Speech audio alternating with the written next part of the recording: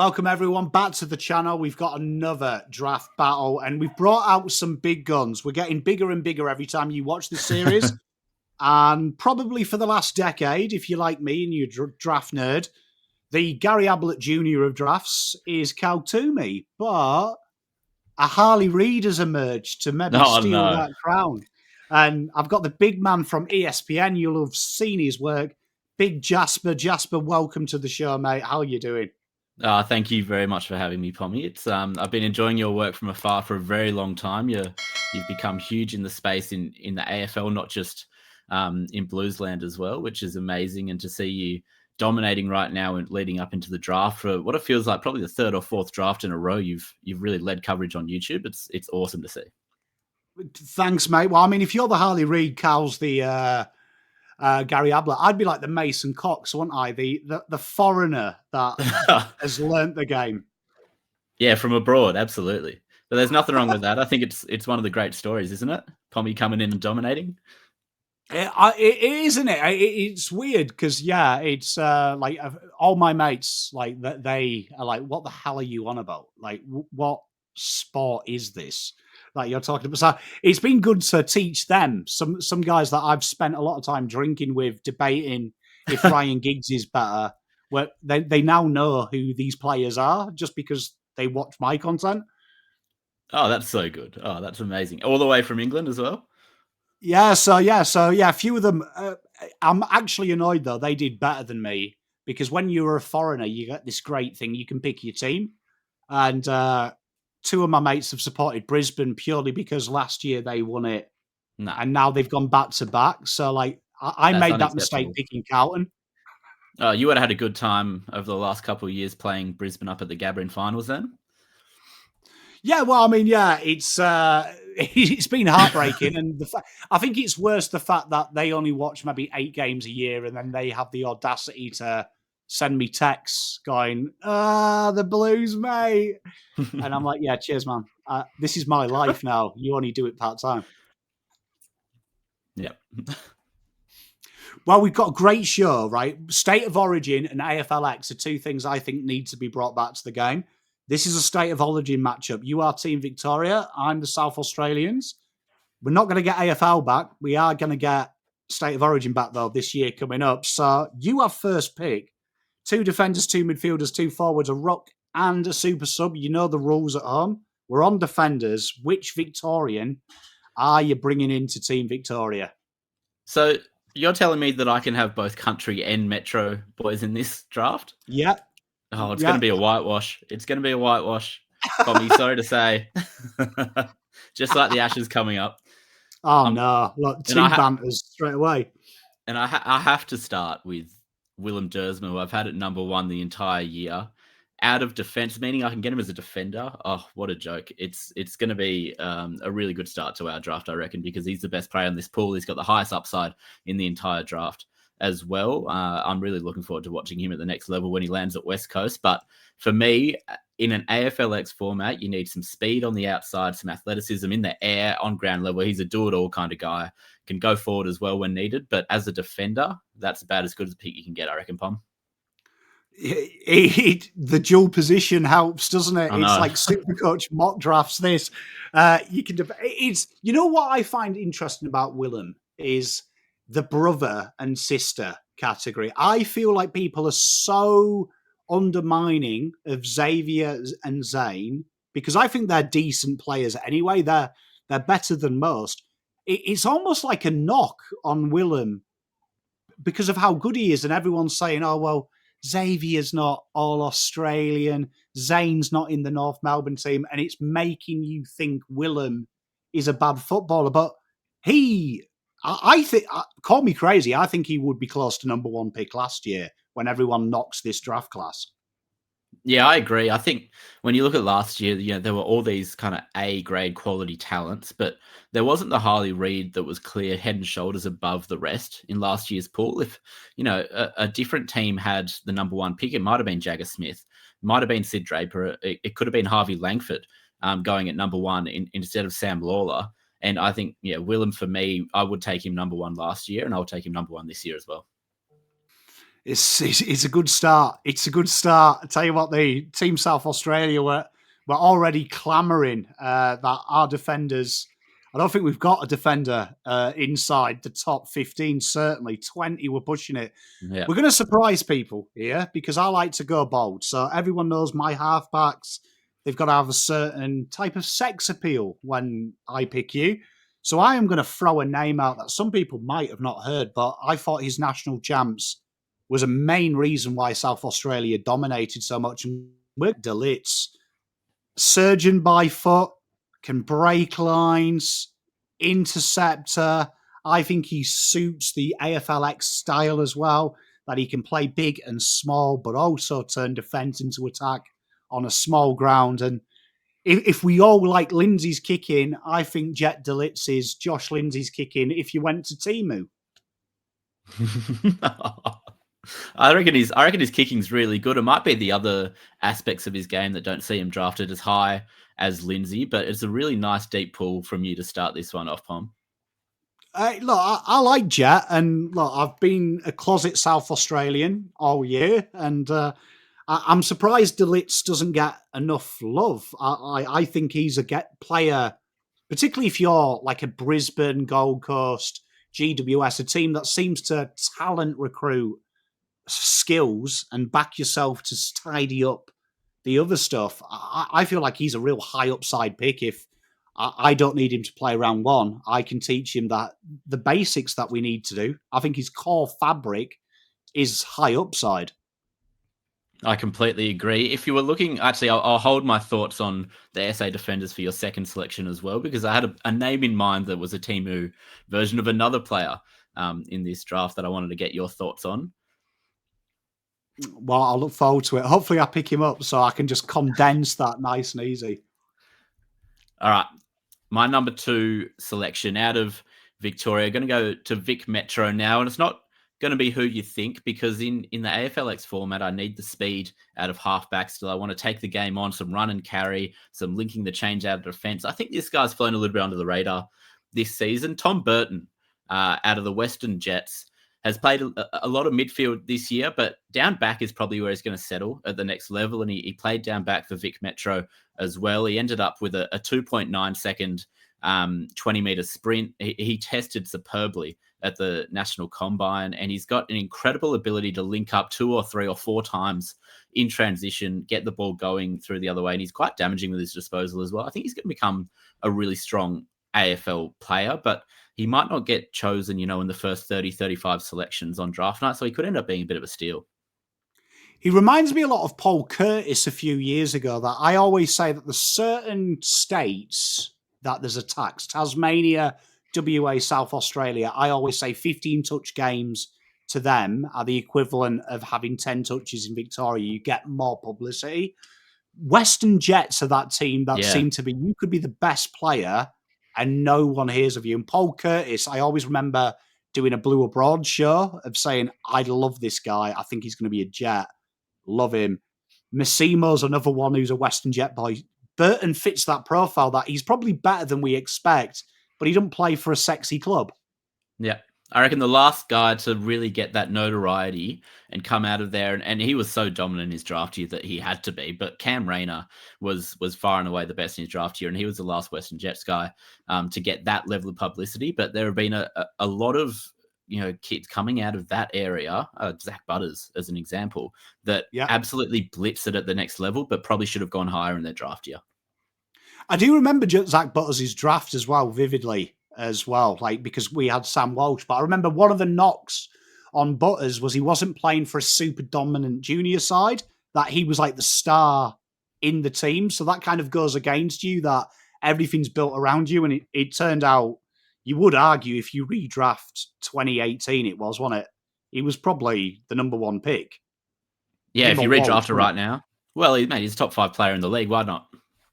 So interesting. Tom Burton, I love that shout by you. You've got elite kicks as well. We love an elite kick around these parts. We do like a footballer first. This is tough, this. Look, I'm going to caveat this, that genuinely I wouldn't go alpha tall in an AFLX system. Those who have watched this series, I keep cheating and staying mid-height. but I can't argue this guy. I'm a big fan. Now, I'm intrigued if it is, but I would say there's a little bit of Audi Jacob Wheatering about Blake Threadgold. And I'm a big Blake Threadgold man because I like my defenders to do something, and that's called defending. And I think he does defend, but he attacks the ball with a bit of vigor. And I like the way that he attacks like your Cal Wilkies do. He doesn't have any respect for the forward, and I'm a huge fan. And the vertical jump he had and the standing vertical jump, they're obscene numbers as well. Yeah. So I'm a big Blake boy. He's sneaky athletic. And he's got really strong legs, which I love because he can hold his ground in one-on-one contests as well as being able to close contest late on the lead. He can jump over his opponent to punch or intercept as well. So he's kind of got the full package in terms of when the ball is in the air or in a contest. I worry a little bit about what he's going to become in terms of an offensive threat. I don't know if that's going to develop into becoming quite potent that way, but it doesn't need to if you become, that top kind of 20 level defender in the AFL as a lockdown. I reckon he's definitely got a spot in the first round on night one. Yeah, I think in my mock draft, I had him going to North, even though North tell me their key defenders are supreme and they don't need any. I disagree, but I think Blake, it's a rare trait defending. I do feel like if you're good at defending, that's a knock in the AFL draft, but that is a key component of being a defender, isn't it? Yeah, absolutely. It's something that's difficult to teach or instill into someone is the defensive effort to put in. And I think that comes to the fore a lot with midfielders who don't run both ways getting drafted. And we see a lot that they don't work out because they don't have that defensive tenacity in them to chase and tackle and pressure. And even if their offensive stuff is good and not great, that means that you can't be a starting caliber midfielder. It's an interesting one, but I mean, we just talked about midfielders. This should be a good battle because I think South Australia and Victoria have similar level midfielders per se that can compete. I'm intrigued by these selections. Well, firstly, I need to talk to you about the defender I thought you might be taking here for SA. I thought you might have had a little look at Matt Leray, who's played a lot on the wing this year, but I fully expect him to be an intercept defender at the next level. I've got him inside my top 40 in my power rankings right now. And I reckon that he's a little bit of a Timu Willem-Dersma. He's got a little bit of speed. Ooh. He loves to get across the ground really well, links up the play. His intercepting, I think, is a really underrated asset of him. If he can improve his engine a little bit, become more of that offensive threat, as well as being that lockdown type that he played a defensive wing kind of role on the opposite side of Harley Barker for SA, then, man, I think that he could be a real steal in this draft. He's a good size, about 194 centimeters. So he should be able to play a little bit taller than that and become a pseudo key defender, third tall type. I'm a big fan of that call by you, Jasper, because when we did a lot of South Australian national championships, we watched them all on this channel, and I was joking that Carlton play that very heavy defensive midfielder on one side to allow Sard to overlap. Absolutely. And then our other side, it's meant to be an attacking winger, but it doesn't quite work. And I was like, can we just draft Leray and Barker? Because that is what Voss wants. These guys natively do it. So I love that call by you because I think South Australia, their team this year in national champs is how every team plays. They look for the outlet quickly. One covers, one is the offensive threat. If the defensive guy has marauding halfbacks, I'm a big Leray boy. I'm a big Barker boy as well. And it'd be interesting because I don't think they're getting... Wingmen are so important in the AFL, but it's a bit like 5 years ago in the draft. Small forwards are important. No one drafts them. I think we are starting to see the next logical step is wingmen taken in the top 10 of the draft. Yeah, I think SA was a really good example of role players, quality role players beating out the stars who were forced into different roles. Because you saw Harley Barker and Matt Leray absolutely dominate on wings against prospects who might be higher rated than them, but hadn't played wing their junior career because they'd been on ballers, pigeonholed into different positions, maybe. But I think even Harley Barker could play different roles at the AFL level, and you got to draft a player in that situation where you know exactly what they can do at the next level and be confident in that. Mate, love it. I love it. Bit of Ray love, bit of South Australian love, even though my team has an average draft pick of about 14 at the minute. So looking forward to seeing what mids you throw at me, All right. Jasper. I'll start with the bolter of all bolters in Sullivan Roby, because I think he fits this to a T. I don't think you can tackle him on a soccer pitch. It's going to be way too easy for him to get the ball and explode and kick goals from 50 meters out. And he's been an interesting one to track late in the year, because the hype around him in terms of the media coverage of him right now, obviously he's got a great Verity score because the Herald Sun loves talking about him. But the public's reaction to the type of player that he is and how high he could go. You've got West Coast fans that picks 1 and 2 screaming for their club to take him at 1 and 2. And they might have only seen 2 games of him. You know, he's only played about 8 games that have been recorded. Like it's quite remarkable the rate of development that he's shown, obviously, but also how quickly he's risen in the estimation of the public. I'd suggest that clubs don't see him as highly as the public does in that top 2 to 3 to 4 range. Especially that top 2 to 3 range in the open pool, at least. And you don't see that too often with, the media and the general public rating a prospect a lot higher than clubs do. But in this case, I think that might be true. But boy, what an exciting player he's going to be at the next level, Sullivan Roby. Yeah, I thought Alex Tyrou last year was mental, like the publicity he got in the last 8 weeks. But then Sullivan Roby came on, and it's like the return of Michael Jordan, really, because like I consume way too much draft stuff as it is, and I've not been familiar with a guy just suddenly people did their August draft rankings and suddenly they had him 3, 4. Like, I feel bad that I've still got him in the teens because I just refuse to have him that high, but because it's a short catchment. But if he reaches what he looks like he could be, it could be the steal of the draft. Let's be honest, if you do take the punt. The late riser has a really good track record. Bont was a really late riser in his draft year. He started from relative obscurity. He wasn't in the Vic Metro squad out of Eltham, and then just exploded at local footy basically to warrant that selection and warrant a pick in the top 5.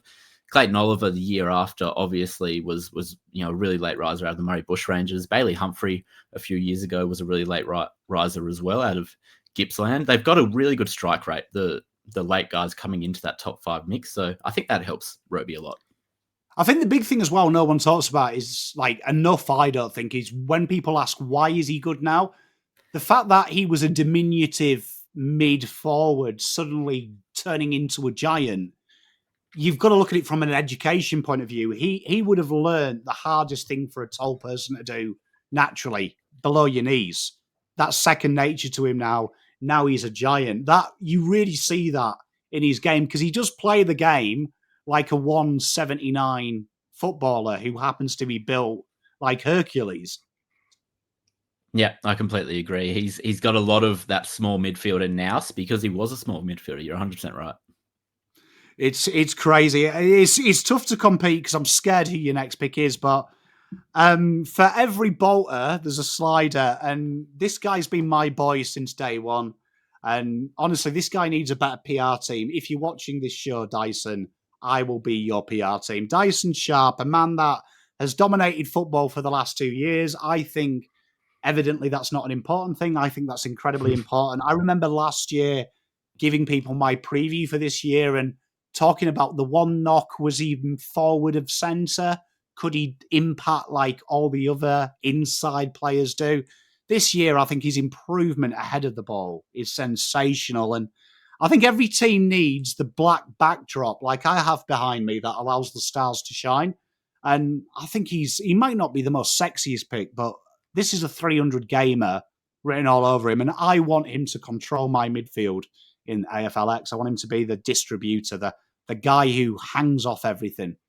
Yeah, he's still number 3 in my open draft. I absolutely love him. He'll stay in my top 5 when final rankings drop next week, and I absolutely adore him. His leadership, his character. I don't think I've talked to coaches, players, teammates, recruiters who have a higher estimation of character and leadership qualities than those around Dyson Sharp have of him, which, who knows? Who knows what happens at the next level if he makes it as a midfielder, But I at least have the confidence that he's going to give himself every chance to be a level of footballer that he could win a Brownlow one day. That's the type of confidence I have in him.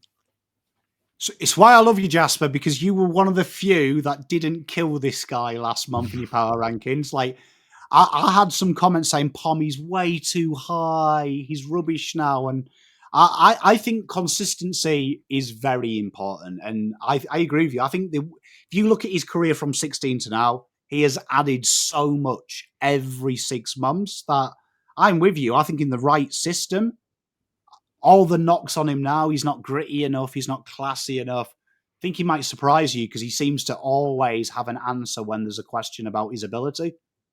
Yeah, he's going to play a lot of senior football next year, and he'd be right up there in the rising star for me early on. Can't wait. I'm looking forward to it. Well, which midfielder is he stopping? I'm in a difficult spot here because when you look at what AFLX is, Sam Grill might be the perfect player for it. But if you're coming up against Dyson Sharp and you've got those bigger bodies and you still need a ruckman, I think I'm going to take Cooper Duff-Tyler here as my ruckman because his midfield craft is so good. He's got the ability to follow up at ground level. He can go forward and hit the scoreboard. He's going to be a matchup nightmare around the ground. Good luck out marking him. I don't know who you're taking with your second midfield slot, but I guarantee you he's not going to be as good in the air as Cooper Duff-Tyler, and I'm very confident his midfield craft stacking up as well. So lock it in. Oh, so you've got a pseudo ruck as a mid. I like that. Absolutely, I have. Oh, I'll tell you what, that makes this a little bit easier then, right? So I'm going to be outgunned. I'm going to be out physicaled. And I need to get creative. And I'm going with my favourite. I think he would be a top 5 had he not done the ACL. I'm bringing in Harley Barker. I'm gonna cheat here. I'm gonna try and outrun this team, and I need goals. And one thing that stuck out at Harley in particularly his national championships, is every time he got the ball, he either kicked a goal or he fed a dime, Steph Curry-esque, to his forwards. So I need that in this team. So Harley's going to be getting that ball off Jet, and he's going to be just handing it to dimes to my forward line when we pick them. He's got this beautiful kicking action that's just low and piercing and hits leading forward so well. He takes the game on. He loves to run around the man on the mark and kick it long inside 50. He does a lot of things right, and that's why recruiters absolutely love him still, despite doing the ACL. We saw it last year with Tash Houghton, and it was like, once he did the ACL, it was like, well, you're a top 10 pick in my calculation now, so nothing's really changed. Put you in cotton wool. Hopefully you're ready, halfway through the season to get some exposure. And that's going to be the same with Harley, who did his ACL a little bit later in the season. So, he's going to miss the entirety of the preseason, but this is a long-term view for clubs to look at the future of the wing position. I think we've got a glimpse of that with Ollie Dempsey the last couple of years in what could be done with the wing position. And Harley Barker is both the perfect counter for it and also a guy who could do that role too. And with your guy, Cooper, touching on him, Roby's got the PR. Do you feel Cooper, in my opinion, I wasn't a fan of Cooper at the start. I flipped halfway through and started to really watch his game and go, right, okay, stop thinking of him as a ruckman, because I think that's where people get stuck. People go, he's a pure ruckman, and then they start looking at Max Gawn and players like that and go, he's not that class. This guy, I can't think of a guy I've ever watched as a child at 201 centimetres, move like that. And then I watched the VFL game, and he was against a backline that was really St Kilda's investment strategy over the last 2 years in the backline. And he destroyed them from Essendon VFL on the forward line. He made every backman in that team look bang average. And that was the investment policy of Saints backline. This kid, as a pure forward, I think he's the best forward in the draft. Throwing the ruck can be educated, I think. The tap work. Yeah. And the testing, Jasper, is freakish, isn't it? Like, there's an argument he's not human. Well, let's start with that testing, because he does 622 2K, which is awesome. For a guy over 200 centimeters, That's fantastic time. And then he's gone and followed it up on Sunday with a 2.9 second 20-meter sprint, which placed him in the top 10 for the 20-meter sprint amongst the national draft crop. It is obscene how fast this bloke is off the mark, and it does come across in the vision as well. He lands really well out of the ruck. According to a few draft watchers, he doesn't jump in the ruck. I can tell you he actually does, and he lands really well, and he glides across the turf. And I don't know what he's going to be at the next level. We'll see. The future of the ruck position is maybe it's got the most conjecture about it among all positions in the AFL. It might not look anything like it does right now in a decade's time when he's in his prime. So I have no idea if he'll be a ruckman or not. I know that he's got the ball skills of a midfielder, and he's got some craft up forward that has really developed along the year. And it's probably something that we needed to see from him at the start of the year, because, I think most recruiters would have told you we're not sure about him as a ruckman. But to see him, I went and watched him in Ballarat against the Calder Cannons in the wildcard round. And his first half in wet, sopping, muddy conditions as a pure forward was unbelievable. He was the difference between the two sides for a lot of it. So against the Calder Cannons, I should say, against the Oakley Chargers. And he was the difference in the first half. And I think that there's real upside to what he could be at both centre half forward, centre half back, through the midfield and in the ruck. So you just take the talent and see what comes of it. I couldn't agree more. I'm quite hot on Cooper, and I'm surprised. Like, I've seen some people have him sliding outside the 10, which like, if he gets outside the 10, like, honestly, whoever has pick 11 in that scenario, that's when it becomes a conversation. Do you need a ruck? Probably not. Do you need a forward? Probably not. You just take him, because he's a very special athletic type player, isn't he? Yeah, completely agree. I don't think I've seen a player be overhated as much coming into an AFL draft as Cooper Duff-Tyler. Has been quite ridiculous. Well, I mean, I'm glad someone else has said it, because now you don't have to hear me saying stop slagging Cooper off. We've got two people telling you, but we are on the forwards, natural forwards. This is an intriguing position, because I think this draft is littered with exciting forward talent. So I think we could have 4 good selections here. Well, I'm going to start with one of my absolute favourites in this draft pool. He's had some of the best games you'll see out of a prospect this year, and he's also fought through illness, injury, inconsistent performances. Hasn't been able to quite make it as a pure midfielder where he was hoping to, but the amount of confidence this kid possesses and what he can do, I think that he's going to have a really, really special career. Not sure where he's going to land on draft night, if it be a pick 12 or pick 25, I have no idea. But Noah Hibbins-Hargreaves, for me, is a guy that if he slides will be an absolute steal, and I hope that he finishes in the top 15, because that's where he deserves to go on pure talent in this draft. I'm a sucker for a guy that can change a game in a blink of an eye, and I think his first game in the national champs, I was with Dylan Alexander for that game, and I was blown away that they were overrun at times, and he turned that game on its head with 2 or 3 possessions. And I know everyone says, but Pommy's not consistent. What type of players like him are consistent in the AFL? Everyone forgets Dustin Martin. I've seen Dustin Martin have 4 touch games and be bang average, and then do what he did in 2017. No player can do freakish things every week. I agree with you. I think he's a player that he can change the course of your club. He's that good. Yeah, I completely agree. I don't know, if he ever makes it as a midfielder, but he doesn't need to, because his craft as a forward in the air at ground level, his ability to create space for himself, he doesn't miss his set shots. He's got such confidence in his ability. I've never seen a kid kick this many clutch goals over his last 2 seasons. His fourth quarters, he just turns games on their head. And the one you alluded to was when he kicked 3 goals in the last quarter against WA for Vic Country, 2 in the space of 2 minutes to put them in front in the final 5 minutes. They lost that game in the end to a kick basically after the siren. But what he did, he literally put the team on his back and from the pocket slotted a goal from 40 out that I'll remember forever. It was like it's beyond your wildest dreams for what a prospect would hope to do on the biggest stage, and he just went and did it. He's got Norm Smith written all over him, hasn't he? Yeah, that's the type of player. You're right.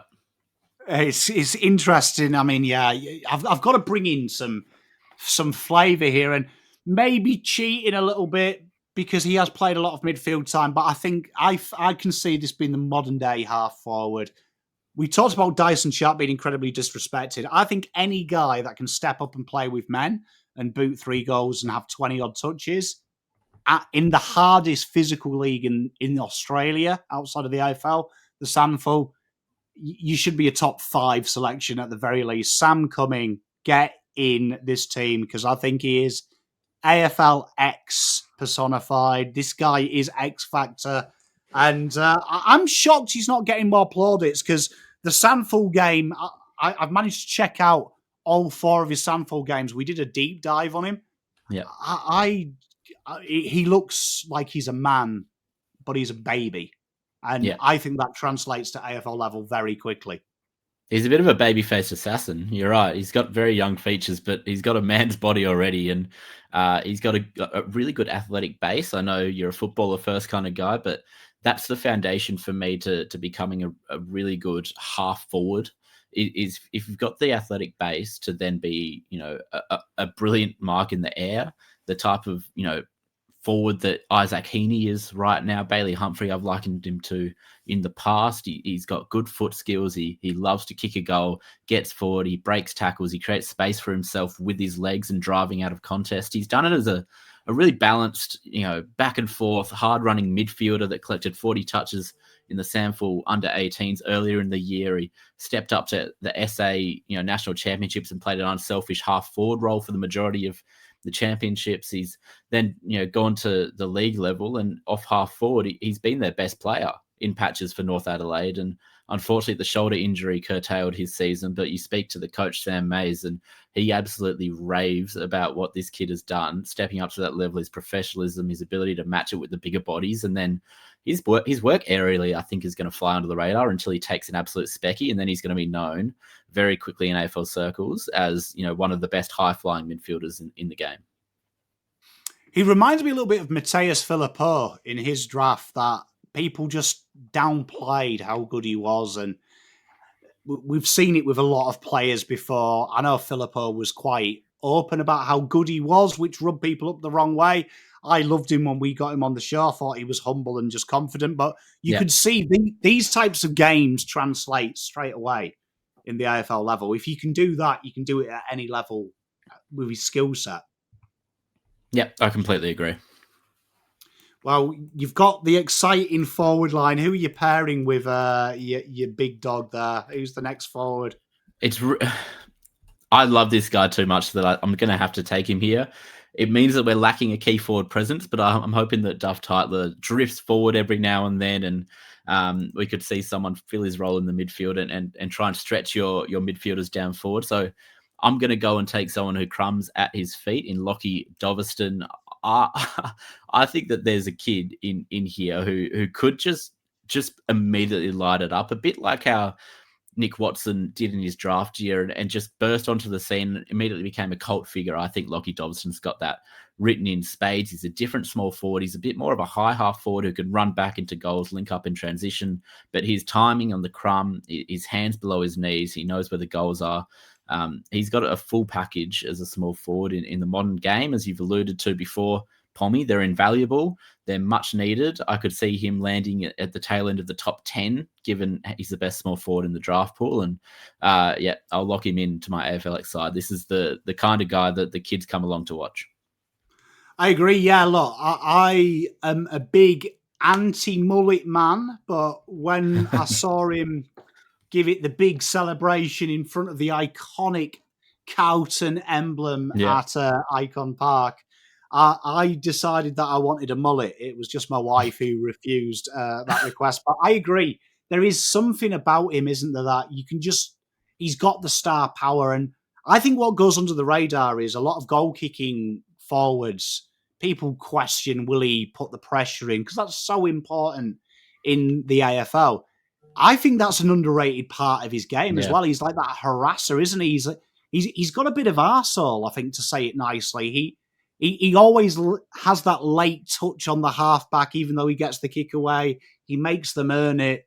They're the kind of traits that I think really make you a good AFL footballer. It's really important to have the speed and the agility as well. And I think he showed at the combine. It was probably something that recruiters had question marks about coming into the combine. And he had good testing overall, which is, I think, allays those fears a little bit and makes him a bona fide first round talent.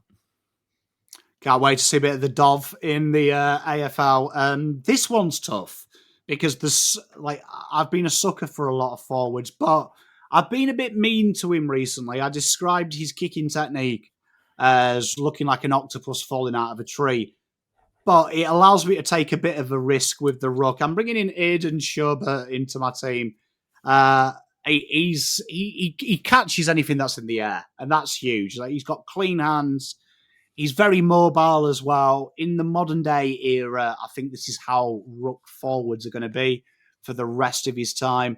And you can't argue with his goal kicking. I do know his goal kicking action is what I always say. I question it biomechanically under pressure, but it works for him. And people forget he's only just eligible for this draft as well. So he's a giant that's just made the cutoff. So I think he's still 17. Time, this guy could be huge. Yep. He's I don't think he's a sexy pick for a lot of clubs, which is probably why he's flown under the radar from a general public point of view. But he's actually the full package as a key forward. He runs hard. He was top 10 in the 2 kilometer time trial, which obviously for the 200 centimeter size is incredible. He's got the ability to chop out in the ruck. He's got soft hands in the ruck as well. He's probably the best contested mark forward of the ball. And he's also got his kicking action looks a little bit weird, Pom. It looks a little bit clunky, but it has results. He's a good field kick. He's a good set shot. He kicks them from 55, 60 meters out. I can't really find a weakness in his game, except for the fact that he's not quite the sexiest pick as a key forward who's going to take a couple of years. Look, I like efficient, not sexy, Jasper, and I'm with you. I think it works. Look, I'm a big... The kicking action, I agree with. It's not aesthetically pleasing, but I always say it doesn't matter if it goes through. Like, I hope everyone kicks like that. If you kick 6 goals in a game, everyone should kick like that. Exactly right. Well, the rucks, these are always good. You've already got a ruckman on there, so you can take a little bit of an excitement with this one. I'm excited about who you bring in. Well, I was having to think about this before, and I've got a few options, but the one that I'm most excited about is Lewis Emmett, who hasn't had a great season, but has the most ridiculous athletic profile for a 200 centimeter guy you could ever find. His leap, his ability to outrun direct opponents around the ground, his speed off the mark. I can't believe that this guy isn't getting the flowers of a first round type prospect despite not having the best season. I think in the future it might be a centre half back where he plays his best football, but in the AFLX where you want some flair and excitement, he's the type of guy in that Sam Draper type of mold who can take the ball out of the ruck, link up and kick a goal from 50 and celebrate like an absolute maniac. And I hope to see Lewis Emmett get first round consideration on draft night because he's got significant upside. And I think that he's flying a little bit under the radar right now. I think it's going to be intriguing that with the official rules now around the ruck, I think this might change a few people's strategies because I remember when we were watching the national championships, Taran Armu, he really struck out as just a beast, but now you would say he's almost undraftable under the new rules. And players like Emmett are like literally, it's made for them, isn't it? Because there's a lot of times when you watch Oakley Chargers, he takes it straight from the ruck and handballs it off. And that is going to be, I think, a key facet of ruckman in 2026 under these new rules. Who can take that ball and get it in motion quicker? Because I think people are naive thinking it's all going to be tap work. 9 times out of 10 when we see a ball up, that ball just gets lost there, comes down, and it's who can react quicker. And Emmett's got incredibly quick hands for a giant. Yeah, I know. He's the type that Nick Natanui style tap where you're leaping literally over your direct opponent. That's the type of upside he presents as a ruckman at the next level. We'll see if it all comes together from him. He needs to add a few kilos to not get monstered by the Max Gorns and the like, obviously. But man, I really can't wait to see how he develops over the next few years, because it didn't come together for him this year. I think up forward he gets too lost, and it's a bit too difficult for him to find the ball. Down back or through the ruck, I think is his position going forward. I love it. I think it's great. Well, I mean, it's tough because there isn't many rucks to choose from, but we are going with a guy I think who was flown under the radar. When you're voted in the All-Australian, there's two players that no one talks about. It's this guy and Jesse Mellor. We know why Jesse Mellor doesn't get talked about. Geelong are the masters of deception with their NGAs. But Sam Ainsworth is the one that surprises me, because I really enjoy his national champs. And what we've just talked about with the new ruck rules, I think your ability to follow up your second efforts are going to be integral if you don't win that tap. And this competitive streak from him blew me away when I watched him at national champs. I was like, who is this wispy blonde-haired kid that looks like a Geelong player? And he just impressed me every time I watched him. Going back and watching him at Norwood as well, in their junior system, really strong as well. Good in the air. I love these types of players, and I think he's been unjustly not talked about, because he's easily been one of the best ruckmen all year, and it's a new position for him as well. And I think he's taken to it like a duck to water. He screams Riley O'Brien to me. I don't know if it's the red hair, the strawberry blonde hair, I should say, or maybe the lumbering style of football he's got. He still needs to build into his frame a little bit, but that's a 10-year ruckman at the AFL level. And if you knew you were getting the Rob kind of career arc from him, he'd be a top 20 pick this year. So I think that there's so much upside to develop here into becoming a genuine, ruckman at AFL level, that he has to get drafted. I hope he does. And an underrated thing is he plays with such happiness on his face. Like, I don't think I've ever seen a picture or footage of him looking upset. He looks like he's having fun. And I always think that goes quite a long way. If you're enjoying it, you're going to get better. It's the steel side bottom rule for me. Yeah. Trust me, as a Carlton fan, fun. he has way too much fun against my boys. So I feel you. Well, super sub now. This can be anyone. This is, you're going to activate him, get the crowd going at the Marvel. Who's your super sub? In my mind, if I need to flick things around, I need Cooper Duff-Tytler to go into the ruck or up forward. I need Willem Dersma to jump on ball. I need Sullivan Roby to give us a stint up forward with his bash and crash. I need some flexibility in my team, but I also need a player to be able to come in and provide dash, lock down on a player who's hot right now through the midfield or up forward, whether it be tagging or getting his own football and being damaging by disposal. Xavier Taylor is the man for me. He provides the ultimate flexibility. As soon as he comes on, Willem flicks into the midfield, Cooper flicks into the ruck, and then we're all systems go in our attacking style of play. And I reckon that he's going to be the perfect super sub for me. Can I just say, you actually gave the best tweet of 2025 about this guy, where you replied to the article about Essendon trying to spend the world on Will Day, and you were like, Josh Weddle, yeah. Sorry, so Josh Weddle, and you were like, just draft Xavier Taylor and save the money. And I was just applauding it, because I was like, he is that player, isn't he? Like, I could see him becoming that type of more high up off the wing type player as well. That's damaging. And I was like, this is a great tweet. And I think it's gone over people's heads, because Weddle came from nowhere. I would say Absolutely. Taylor is a lot more established in his game than Weddle is. So I think it's a no-brainer for me. If Essendon can get him, you get him. If you cast your mind back to Weddle's draft year, he is an undersized key defender. he had no idea how good he could be, and he needed the right environment, I think, to really unlock that, instill some confidence from Sam Mitchell to work up the ground, play forward, play on a wing, play through the midfield at times, even as a second ruckman around the ground, and work out where your best position is. And it turns out Weddle is a gun in every position.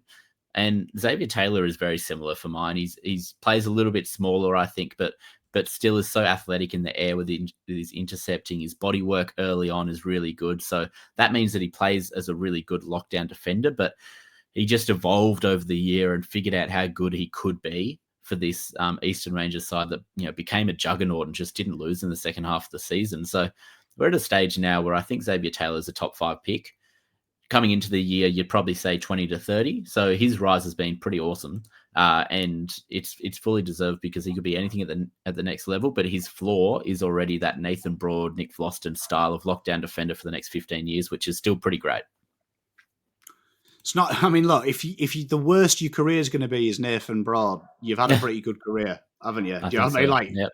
It's a safe pick. Well, we did talk about him earlier. I always think the super sub needs to be able to play just about anywhere, and I've got his partner in crime. So if it does go wrong, I've got 2 big guys. I can just shoot Aiden, shoot Sam, and bring on Matty Leray.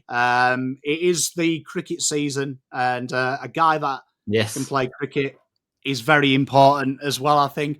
Underrated, but I do love the guy who's got a bit of leadership in him. He's resilient. He's had a few injury knocks and always seems to come back. And I love his tenacity. And I agreed with what you said earlier in the show. I think Matty Leray could end up being, I don't want to put pressure on him, but I can see a Blitzarb's career journey. That guy that is just good in every position, the Swiss Army knife on your list. And I could see that as his future. I could see someone that literally, you need him halfback, he's halfback. You have an injury on your wing. Bit like Lockie Whitfield, I think was probably a fairer description, who's more known to that. And I could see him as well adding goal kicking to there because that kicking action is so sweet. Can't see why that can't translate into a set shot given the opportunity. Yeah, I love that pick, and it gives your team a lot of flexibility. I think he's got upside, as you say. Why couldn't he be a little run-with player? Why couldn't he, kind of hurt you on the way forward with his size, but also be able to run around the ground with your best player and try and disrupt you through there? And we've said this a little bit throughout the show. You have no idea where the AFL is going in the next era over the next 10 to 15 years. But I guarantee you guys at 194 centimeters who can run like the wind, intercept in the air and kick it well, they're still going to be good footballers. I'm with you, yeah. And I think, you know what, these oversized wingers, per se, they've been in vogue, haven't they? Like, he's just pushing the 190 mark. We know your team, Essendon, they were obsessed with giant wingers, weren't they? You were in vogue before it was in vogue. Yeah, worked out well. Well, now everyone's doing it, though. And I do feel like Leray, especially my team, Carlton, we've tried to do it with Will Setterfield. We got rid of him. We got Blake Acres. It is such an important role. And I'm surprised these types of players aren't talked about more. Your marking off the wide is integral, and every team has it. No one seems to focus on drafting it anymore. Yeah, really well said.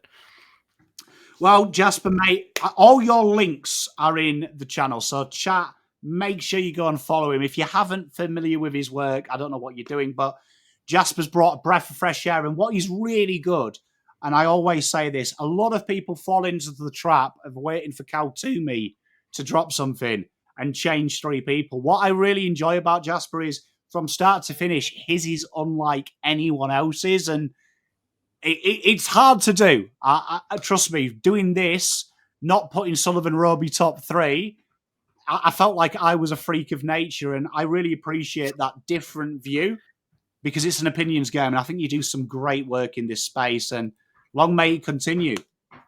No, thank you very much, Pom. No one gets it perfect in this industry, so you may as well back yourself in. I've loved following this draft. It's been a very unique draft compared to the last couple of years. And what has come of it, I think, towards the end of this period where we've seen some good combine results, we've seen some wicked, Colts Talent League football. We saw a great finish to the Waffle Colts grand final as well. And I think that we're gonna see a pretty cool crop come through the AFL system. I can't wait, mate. I am really looking forward to it. So thank you very much. Make sure you get out there, drop a comment and tell Jasper you came from the PommyInOz show. Know that you're giving him some love. But Jasper, thank you again for your time, mate. And can't wait to do another one of these with you, mate. Thank you for having me, Pom. Spent all my life holding all of it closely. I played it innocent, a feel of discontent. I'm finally facing it all, fearless.